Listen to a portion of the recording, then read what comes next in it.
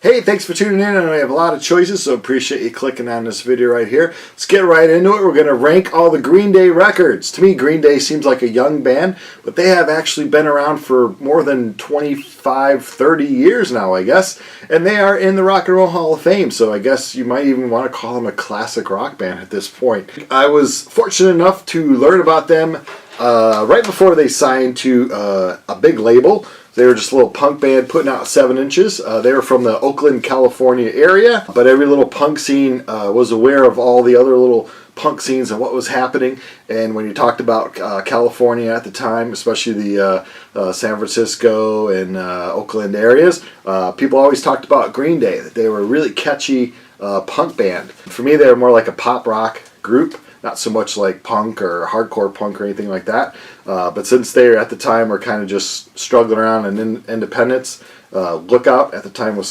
smaller, so just referred to as a punk band. They came through Chicago once, and then they came through again.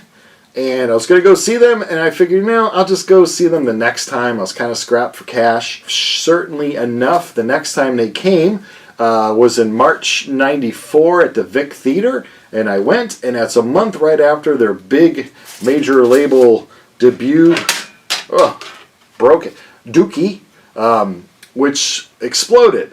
So the place held 1,000 people, and I had to probably pay like $20, where if I would have gone and seen them a year or two before, could have seen them in front of probably around 300 people for just a few bucks. But I waited a little bit too much.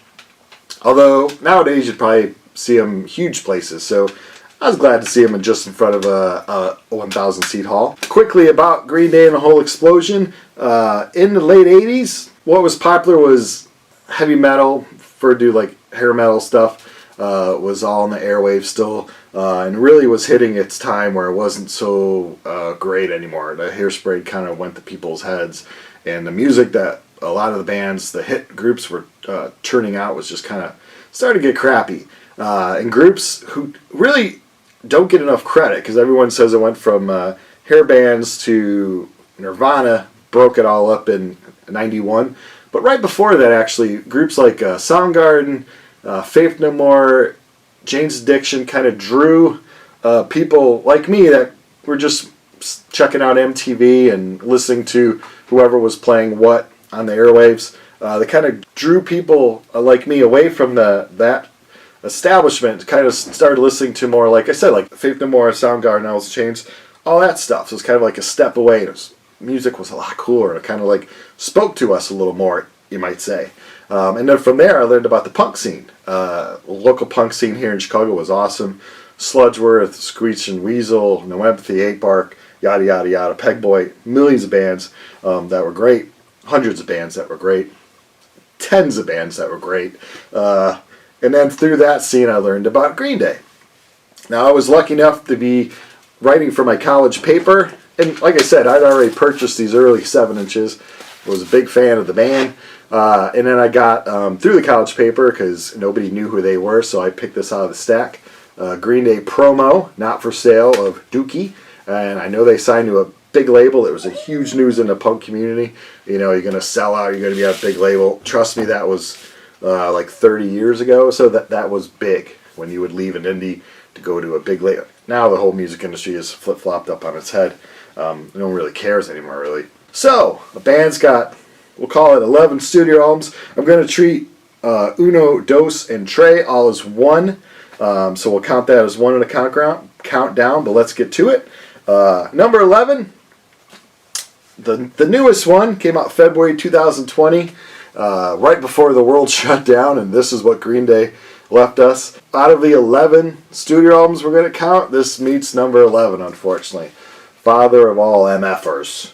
It just has a really clean sound to it, which is good, and kind of a throwback 50s, 60s rock and roll, catchy, but just doesn't have any oomph to it, and it's a little more pop than I like, which is weird by saying more pop than I like from Green Day, because they are really poppy. But just the songs don't seem to stand out. I've played it a few times, just don't seem like anything. I don't know if they were trying too hard with the album company trying to get a hit or two off of it or something, but it just is blah. Yeah, and it's not horrible, but when you're a band like Green Day and you have some perfect songs, something has to be last, and it's this one.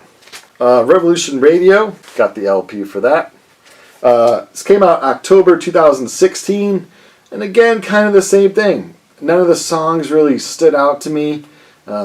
Nothing really blasted where I was like, ah man, this is another awesome Green Day song. Nah, just kind of the same old, same old. And that's hard when you're a band, especially when you're kind of like the punk style band.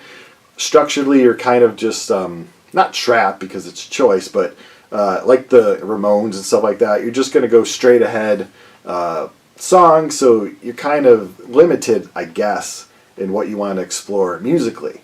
But if you pull it off, it's great. But yeah, sometimes. Revolution Radio number 10. Number 9 for me, Uno, Dos, and Tre. I can only find my Uno CD.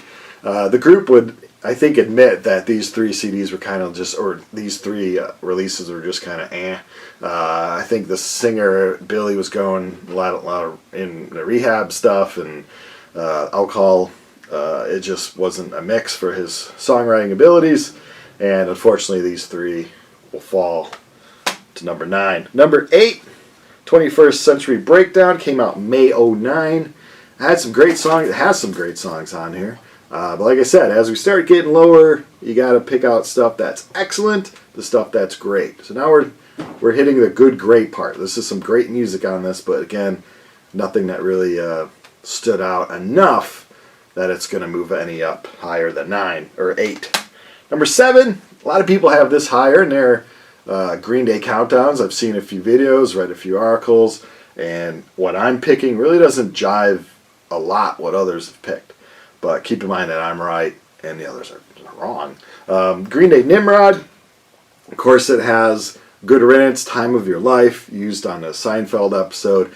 That song exploded. If people weren't aware of who they were by then everyone knew Green Day.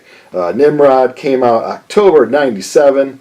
Was their 5th release, but for me it's number 7. Number 6, Warning. I actually just bought this not too long ago. I knew a lot of the songs on it, but I just never owned it. To me, it's got a cleaned up sound, a lot of clean guitar kind of work on it, and it's great. I think this is a great album. So October of 2000, this is their 6th release, and that's where I have it. Right at number 6. 5 came out October 95. That was the year that punk was really getting big. You had Offspring, Rancid, Green Day. Every kid was asking their mom, can I buy some hair dye at the mall? I want to go to the local punk rock show. You could still see the hair dye in the kids' ears and stuff when they would show up to the shows. It was a cleaned up version of punk. It was a safe version of punk. For the most part, clubs were willing to have punk band shows. Larger clubs that ignored punk and stuff like that were willing to let these groups in. It was exploding. It was probably the most popular form of music, if not within the top 2 or 3 most popular forms of music. The whole pop punk thing.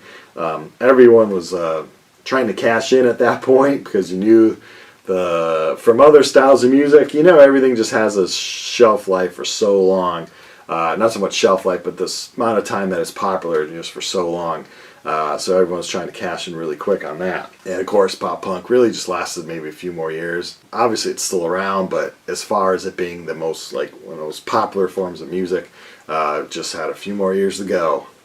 And then nu metal came along, which that really sucks. But anyway, Green Day, Insomniac, it's their 4th release. To me, it's number 5. But it's if you haven't heard this is the great one to check out. 39 Smooth. Now this is 1039 Smooth Out Slappy Hour. So this is the original Smooth Out LP with the extra EPs that I showed before. This is their official first studio release. So this has the drummer before Trey Cool on it. This is their first release, but for me it's number 4. Don't Leave Me. Disappearing Boy. What a great song. 16. This is just, you have to get this one. They've reprinted it at Lookout a million times probably, so it should be out there. Or if used CDs, I don't know if younger generation like Green Day as much as we all did and then the generation after us did, because used CD stores usually have lots of Green Day at it. Now, number 3, September in '04, Green Day had a break for a while. You didn't think they were going to come back so strong or be as popular as they once were, and man, they fooled us. Number 3, American Idiot. Every song on this is just really good. It's a concept thing, so every song kind of goes with each other and that, and it even became like a Broadway or off-Broadway play. I didn't see it though, but this is a great, great record, American Idiot, and we still are idiots here in America. Like I said, this was their major label debut, Dookie, Burnout, Having Blast, Chump, Longview. Longview was the first single. Remember him on his couch on MTV, and when kids hooked into that, like, oh, he looks kind of like me, or, you know, I want to be like that guy. He's cool on his couch. You knew that it was going to explode, and it was just, to me, the song Longview was good, but man, did people just want to hear that over and over and over and over and over. Welcome to Paradise, which they've played before. She was a great one, but I don't think they ever released that as a single. When I Come Around, that was huge. I think the video that they're just walking around on the street. But man, oh man, this one blew up for the kids.